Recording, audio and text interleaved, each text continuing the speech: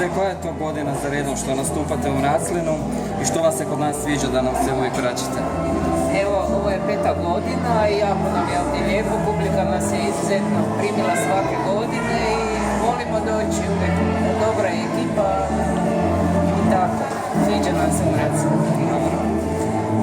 Tko je bio glavni kontakt za uspostavu suradnje između nas i Vaš vas? predsjednik, gospodin Jeko Kovačević, on preko Nenada Rožića iz Buševica, on nas je preporučio jedne godine kada oni nisu imali predstavu, pošto su oni bili vaši česti gosti, pa nas je preporučio Nenad da bi kod vas gostovali i tako je to suradnja počela.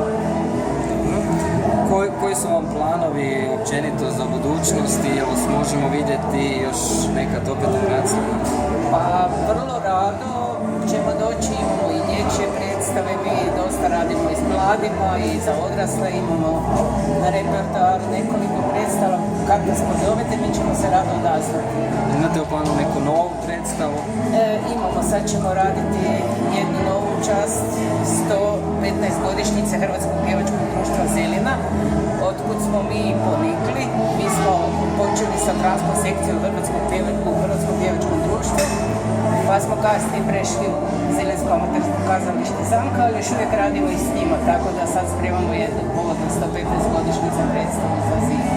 I za kraj što možemo večeras očekivati vaše predstave audicije? Pa večeras ćemo vidjeti predstavu koja je oduševila publiku gdje smo god do sad bili, dobili smo nekoliko nagrada. Bili smo na festivalu u Srbiji ove godine gdje smo dobili nagradu za kolektivnu igru. I ja vjerujem da će i vaša publika biti oduševljena.